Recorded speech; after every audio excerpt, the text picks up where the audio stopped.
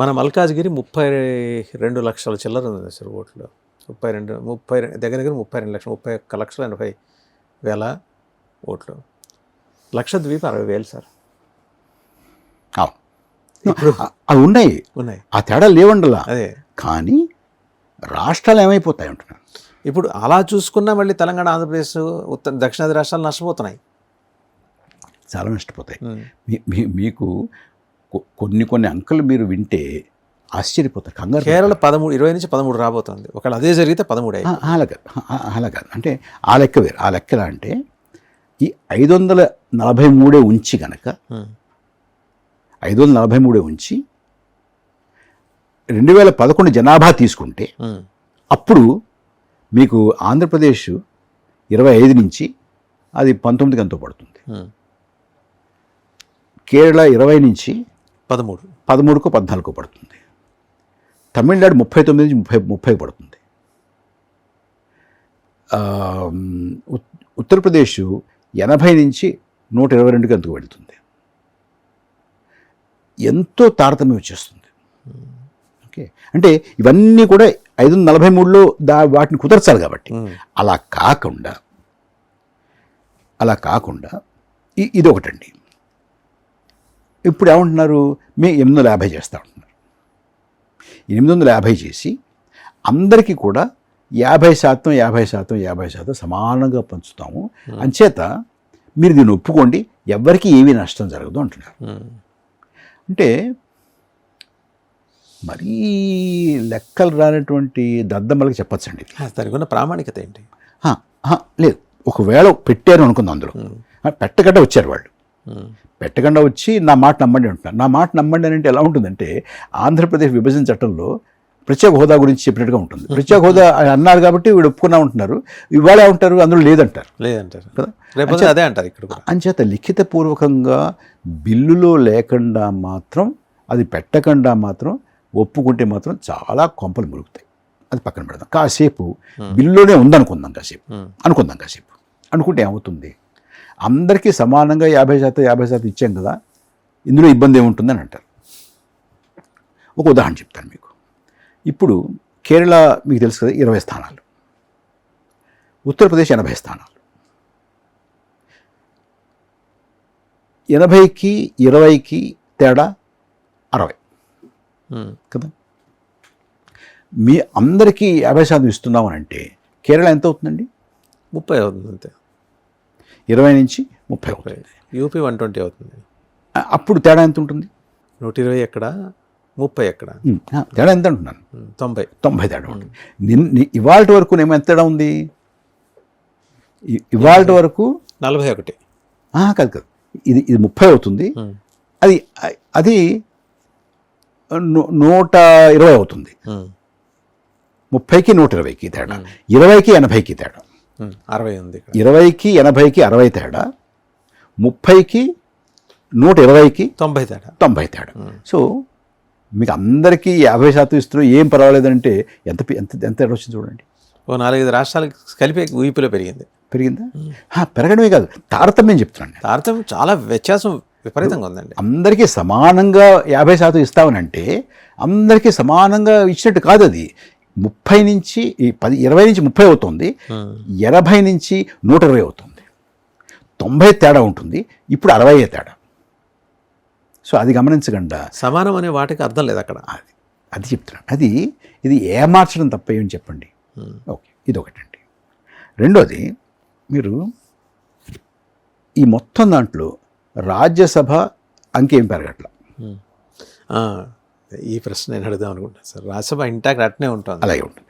ఇప్పుడు రాజ్యసభకి లోక్సభకి నిష్పత్తి ఎలా ఉందంటే 2.2:1. 2.2 లోక్సభ అయితే 1 రాజ్యసభ. ఇది జరిగిన తర్వాత ఏమవుతుంది, 850 వచ్చిన తర్వాత ఏమవుతుంది, 3.3:1 అవుతుంది. 3.5 లోక్సభ అయితే, ఎంపీలు అయితే ఒకళ్ళే ఉంటారు. అయితే ఏమవుతుంది, దీనివల్ల ఏం జరుగుతుందంటే కొన్ని జటిలమైన బిల్లులు ఇక్కడ ఒప్పందమై ఇక్కడ ఆమోదమై అక్కడ ఆమోదమై ఇక్కడ కాకపోతే జాయింట్ సెషన్ పిలుస్తారు. జాయింట్ సెషన్ పిలిస్తే అసలు రాజ్యసభకి అక్కడ అక్కడ ఏ వాయిస్ ఉంటుంది అక్కడ వాళ్ళకి? ఏముండదు. ఒకటి. రెండోది అంటే ఆల్మోస్ట్ 3:1 పోతుంది అక్కడ. ఒకటి. రెండోది ప్రెసిడెంటు వైస్ ప్రెసిడెంటు ఎన్నికల్లో అసలు రాజ్యసభకి ఏ రకమైనటువంటి ప్రమేయం ఉండదు. ఎందుకంటే వాళ్ళ సంఖ్య బాగా తగ్గిపోతుంది వీళ్ళతో పోలిస్తే. సో ఈ రెండు జరుగుతాయి. అంచేత మీరు లోక్సభ స్థానాలన్నీ పెంచడం, రాజ్యసభను ముట్టుకోకుండా ఉండడం, తర్వాత ఇన్ని చెప్తున్నారు కదా లోక్సభ గురించి, ఇదే బిల్లులో మరి రాష్ట్ర అసెంబ్లీల గురించి కూడా ఉంది కదా, అక్కడ ఏం చేస్తారు? అదేం చెప్పలేదు, అది మాట్లాడలేదు. మండలి విధాన పరిషత్ ఒక్కొక్కళ్ళు ఒక పేరుతో పిలుస్తారు, వాటి గురించి మాట్లాడలేదు. సో ఇది అసలు ఇది సమగ్రంగా తయారు చేసినటువంటి బిల్లా కాదు. దీన్ని 2 రోజుల్లో ఒక్కరోజు గడువిచ్చి బిల్లు వాళ్ళకి ఇచ్చి 2 రోజుల్లో మాట్లాడేసి ఇచ్చేసేయండి, ఆమోదించేయండి అని అంటే దానికి అర్థం లేదు. ఒకటి. రెండవది, ఇది మహిళా రిజర్వేషన్కి మీరు ఎలా జోడిస్తారు? అది సార్ నా ప్రశ్న. ఎలా జోడించారు? జోడించే ప్రయత్నం ఎందుకు చేశారు? ఎందుకు జోడిస్తారంటే ఈ పెంచిన స్థానాలు 1/3 పెంచుతాం, ఆ 1/3 మహిళలకి అని అంటున్నారు. ఓకే అంటున్నారు. ఇందాక అనుకున్నట్టుగా మనకి రాష్ట్ర శాసనసభలో ఏం జరుగుతుందో మనకు చెప్పట్లేదు. అయితే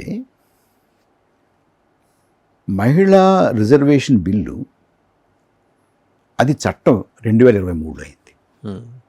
2023లో చట్టం అయినప్పుడు మేము పెద్ద ఎత్తున విప్లవాత్మకమైన నిర్ణయం తీసుకున్నాము అని ప్రధానమంత్రి గారు, తర్వాత ఎన్డీఏ కూటమిలో ఉన్న వాళ్ళందరూ కూడా చెప్పారు కదా.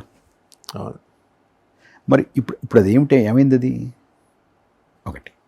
రెండవది, మీరు సవరణ ప్రతిపాదిస్తే దానికి ప్రతిపాదించండి. రాజ్యాంగం ఎందుకు సవరిస్తున్నారు మీరు?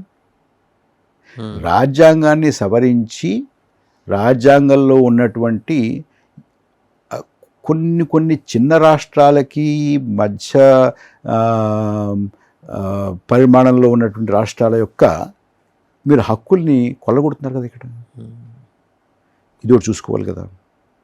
ఈ రెండింటినీ కాదని రాజ్యసభ యొక్క ప్రాముఖ్యాన్ని తగ్గించేసి రాష్ట్ర శాసనసభల గురించి మాట్లాడకుండా, మహిళా బిల్లుకు సవరణ కాకుండా రాజ్యాంగ సవరణ పట్టుకొచ్చి ఇది దేనికోసం చేస్తున్నాము, మహిళల కోసం చేస్తున్నాము అంటున్నారు కదా. మరి మహిళల కోసం చేస్తున్నాము అన్నప్పుడు ఈ బిల్లు మొత్తంలో ఎక్కడైనా ఇది మహిళల కోసం చేస్తున్నాము అని రాశారు. సవరణకు ఉద్దేశించిన బిల్లులో రాయలేదు కదా. దాని గురించి ప్రస్తావన కాదు కదా. దేని గురించి ప్రస్తావన?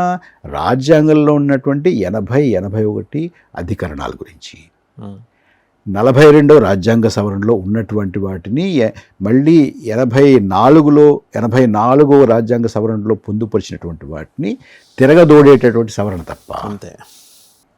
ఇంకో సవరణ ఏముంది ఇందులో? ఇది అంత ఆదరాబాదరాగా ఎలా ఒప్పుకోవాలి, ఎందుకు ఒప్పుకోవాలి, చర్చ ఎందుకు చేయడానికి ఇష్టపడలేదు. తర్వాత అన్నీ కూడా మేము నోటి మాటతో వాగ్దానం ఇస్తామంటారు కానీ బిల్లులో ఎందుకు పెట్టట్లేదు?